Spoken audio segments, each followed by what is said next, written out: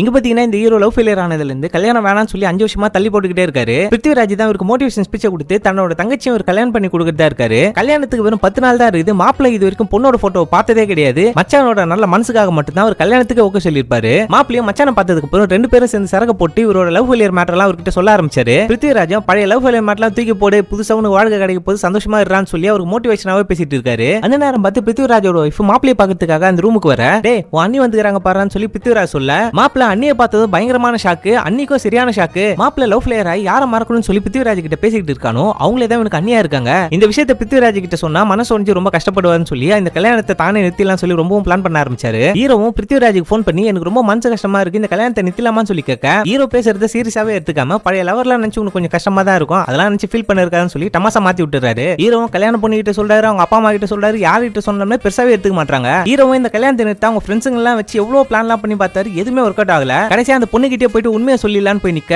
உனக்கு என்ன பிரச்சனை, காலேஜ் டைம்ல அண்ணியை லவ் பண்ணிருக்க, இதனால தான் நீ கல்யாணம் வேணாம்னு சொல்லிட்டு இருக்கேன்னு அந்த பொண்ணு கேட்க, ஏய் இந்த விஷயம் உனக்கு எப்படி தெரியும், அதெல்லாம் எனக்கு எப்பயே தெரியும், அதெல்லாம் தெரிஞ்சுதான் நான் உன்னை கல்யாணம் பண்ணிக்கிறதா இருக்கேன், நீ ஏன் மனசை போட்டு குழப்பிக்கிறேன்னு சொல்லி ரொம்ப பக்குவமாவே பேசுறாங்க. ஐயோ இவ்வளவு நல்ல பொண்ணா இருக்கல, இவ்வளவு போய் நம்ம வேணாம்னு சொல்றமே நினைச்சிட்டு இவருக்கு அந்த பொண்ணு மேல ஆசை வந்து 2 பேருமே கல்யாணம் பண்ணிக்கலாம் சொல்லி ஒரு முடிவு எடுக்கிறாங்க. இந்த சைடுல பார்த்தா இப்படி போயிட்டு இருக்க இந்த கல்யாண நிறுத்த ஆபரேஷன்ல இவனோட ஃப்ரெண்டு ஒருத்தன் நேரடியாவே பிருத்திவிராஜ் கிட்ட போயிட்டு, உன்னோட பொண்டாட்டியா இந்த மாப்பிளைய ஏற்கனவே லவ் பண்ணிருக்காங்க தெரியுமான்னு சொல்லி இந்த உண்மையை போட்டு உடைச்சிடறான். பிருத்திவிராஜும் செம்ம டென்ஷன் ஆயிட்டு மாப்பிளைய போட்டு பொலப்பொலன்னு பொலந்து, டேய் என் தங்கச்சி எல்லாம் அவனுக்கு கண்டிப்பா கல்யாணமே பண்ணி கொடுக்க மாட்டேன், மரியாதையா ஓடி போயிடுன்னு சொல்லி அவனை மிரட்ட ஆரம்பிச்சிட்டாரு. மச்சான் உன் தங்கச்சியை நான் கல்யாணம் பண்ணணும்னு முடிவு பண்ணிட்டேன், கண்டிப்பா அதே நாள்ல கல்யாணம் பண்ணியே தீர்றேன்னு சொல்லி 2 பேருமே சவால் விட்டுக்கிறாங்க. பிருத்திவிராஜ் இந்த உண்மையெல்லாம் வெளியே யாருக்கிட்டுமே சொல்ல முடியாம இந்த கல்யாணத்தை நிறுத்தத்துக்காக ரொம்பவும் போராடுறாரு. ஆனா அவரால் இந்த கல்யாணத்தை நிறுத்தவே முடியல. உன் பொண்டாட்டிய காலேஜ் டைம்ல இந்த பையன் லவ் பண்ணிருக்கலாம்டா, அதுக்காகவே நீ இந்த கல்யாணத்தை நிறுத்த பாக்குறேன்னு சொல்லி பிருத்திவிராஜோட அம்மாவே கேக்குறாங்க.